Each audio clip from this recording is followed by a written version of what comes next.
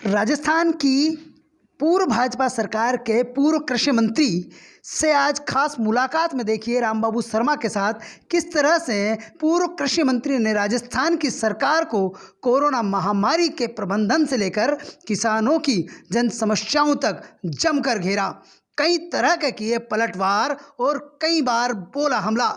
कई मामलों में रही चुटकी, यहाँ तक कहा कि सूबे के सरकार के मंत्री ही कोरोना जांच पर उठा चुके सवाल। किसानों के साथ सरकार ने मंडी शुल्क के नाम पर शुरू किया छलावा। मुख्यमंत्री जल्द इस आदेश को ले वापस। इसी के साथ कई और मामलों में खुलकर बोले सूबे के पूर्व कृषि मंत्री प्रभुलाल सैनी।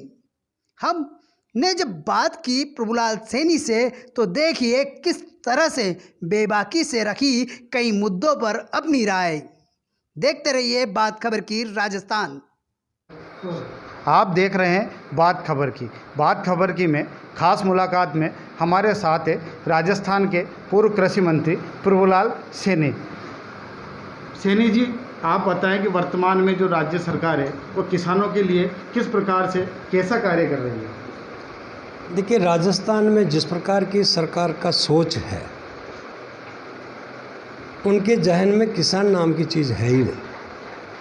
किसान की आमदनी करने का जो माननीय प्रधानमंत्री जी ने विज़न दिया कि 2022 तक हम किसान की आमदनी दुगनी करेंगे, लेकिन राज्य सरकार की तरफ से कोई भी प्रयास इस प्रकार के नहीं किए जा रहे हैं जिससे ये कहा जा सके कि 2000 किसान की आमदनी होगी। यहाँ तक कि किसानों को राहत देना चाहिए। एक अभी इन्होंने कहा कि ऐसे किसानों का हम लोग फसल बीमा को स्वैच्छिक करेंगे, और स्वैच्छिक करेंगे तो किसान चाहेगा तो बीमा कराएगा, चाहेगा तो नहीं कराएगा। ऐसा एक व्यवस्था हुई भारत सरकार से भी, इधर से भी। लेकिन मेरी तरफ से मैं ये कहना चाहूँगा कि किसानों से जो बीमा का शुल्क लिया जाता है, वो शुल्क 2% खरीफ में और 1.5% रबी में किसानों से लेता है। तो अभी जो किसान कल्याण शुल्क जो राजस्थान की सरकार ने किसानों पे थोपी है, वो इसको पुनर्विचार की आवश्यकता है। क्योंकि जिस प्रकार कहा जाता है, व्यापारियों की जब हड़ताल हुई तो व्यापारियों ने अपने पक्ष को मजबूत इसलिए कहा कि हम बाहर से आने वाली कृषि जिनिसों पर शुल्क नहीं देंगे। लेकिन किसान के बारे में न तो उन्होंने कभी कहा, न कभी किसी ने सोचा, न कभी राजनीतिक क्षेत्र में भी इसे हुआ। मैंने माननीय मुख्यमंत्री जी को भी पत्र लिखा कि जो भी किसान कल्याण कोष वर्तमान एग्जिस्टेंस जो हमारा कानून कृषि उपज मंडी अधिनियम जो बना है, उस अधिनियम में वर्तमान में व्यवस्था पहले से बनी हुई है किसान कल्याण कोष की। और किसान कल्याण कोष में सुपर ए और ए क्लास की मंडियों से हम लोग 5% और बी क्लास की मंडी से 3% जो मंडी की सालाना इनकम होती थी उसका वसूल करके किसान कल्याण कोष को जमा होता था और किसान कल्याण में उसका उपयोग होता था, गाँव की सड़कें बनती थी। अब चूँकि ये सारा का सारा पैसा सरकार ने या बीमा प्रीमियम में या फिर हम कहें कि जो लोन किसानों को कर्जा माफ़ किया उसमें ट्रांसफ़र करा लिया, ये दुर्भाग्यपूर्ण चिंताजनक है। राज्य सरकार का ये कृत्य किसान पे बोझ डालने वाला है। इसमें मैं मुख्यमंत्री जी से अपील करूंगा, पुनर्विचार करें। किसान कल्याण शुल्क जो वसूली जा रही है, सीधा प्रत्यक्ष और अप्रत्यक्ष रूप से सारा बोझ किसान की जेब पे पड़ेगा। किसान को इसका भुगतना पड़ेगा। जहां ऑक्शन होंगे, जहां नीलामी होगी, जहां बोली होगी, सारा खर्चा जोड़कर ही किसान की फसल की ये बोली लगाते हैं।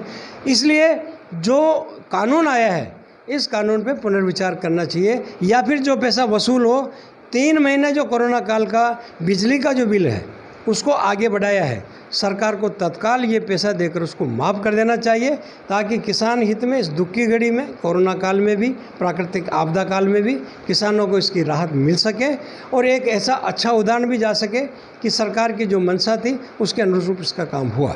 कोरोना संक्रमण में राज्य सरकार का जो प्रबंधन रहा उसके बारे में आप क्या कहेंगे? कोरोना प्रबंधन का जहाँ सवाल है कि एक मिलाजुला सा मेरा अपना विचार है। बहुत सारे विषय पे राज्य सरकार ने काम किए हैं, सराहना भी करनी चाहिए।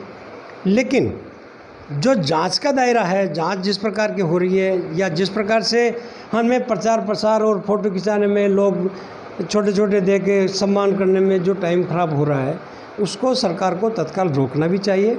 और मैं समझता हूँ कि दानदाता और भामाशाहों को या किसी को हम किट वितरण करते हैं, वो दुर्भाग्यजनक है कि उनके फ़ोटो सोशल मीडिया पे और मीडिया में देकर उनको जिस प्रकार से नीचा दिखाने का प्रयास किया जा रहा है, ये बहुत दुखद है, चिंताजनक है। सरकार इस पे गंभीरता से ध्यान दे। और जिस प्रकार से कोरोना में जांच जो संदिग्धता होती बढ़ती जा रही है दिनादुन, राज्य सरकार के कई मंत्रियों ने भी उसको प्रश्नगत किया है। यहाँ तक कि दबी जुबान से तो सारे लोग, मेडिकल के लोग भी ये कहते हैं कि कोरोना नाम की चीज़ राजस्थान में कैटेगरी सी की हो सकती है। इतनी खतरनाक यहाँ पर अभी पोजीशन राजस्थान में इसलिए नहीं है कि राजस्थान में यहाँ के नागरिकों की इम्यूनिटी जो बूस्टअप है, प्रतिरोधक क्षमता है, वो स्वतः ही इतनी क्षमता है कि छोटे मोटे कोरोना के वायरस उनके कोई फर्क नहीं पड़ रहा। बाजरा खाने वाले लोग हैं, दूध पीने वाले लोग हैं, मोटे अनाज फल सब्जी खाने वाले जितने भी लोग हैं, कोरोना का कई इफेक्ट ग्रामीण क्षेत्र में नहीं हुआ है, शहरी घनी आबादी में इसका असर हुआ है। इस पर सरकार को ध्यान देना चाहिए। जो भी जांच का सैंपल आए उसको पुष्टि करके उसको देना चाहिए। एक दिन पॉजिटिव, दूसरे दिन नेगेटिव, फिर नेगेटिव, इस प्रकार की जांच संदेह के दायरे में आती है। लोग इसको एक अलग दृष्टि से देख रहे हैं। सरकार इसको गंभीरता से ले, क्योंकि ये राष्ट्रीय आपदा है, महामारी है, और यह विश्व की महामारी है जिसमें पूरे बड़े बड़े दिग्गज ब्रिटेन, इटली और अमेरिका जैसे देश, स्पेन जैसे देश, चाइना जैसे देश हिल गए हैं। आर्थिक स्थिति खराब हो चुकी है। इसलिए सरकार ने जो प्रयास किए हैं और आगे बढ़कर इन पे जांच का दायरा जो बढ़ा तो दिया है, लेकिन उसके जो रिजल्ट है, उसके जो परिणाम है, उसको एक पूरी तरह से जांच परख कर जारी हो तो मैं समझता हूं कि जनता में अनावश्यक बढ़ने वाला जो भय है वो रुकेगा, और जनता जिस प्रकार भयक्रांत हो रही है उसमें ठीक से उनका जीवन गुजर सकेगा। आप देख रहे थे बात खबर की खास मुलाकात कार्यक्रम राज्य के पूर्व कृषि मंत्री प्रभुलाल सैनी के साथ। हम फिर मिलेंगे इसी खास मुलाकात कार्यक्रम में किसी विशेष मेहमान के साथ। रामबाबू शर्मा, रिपोर्टर बात खबर की।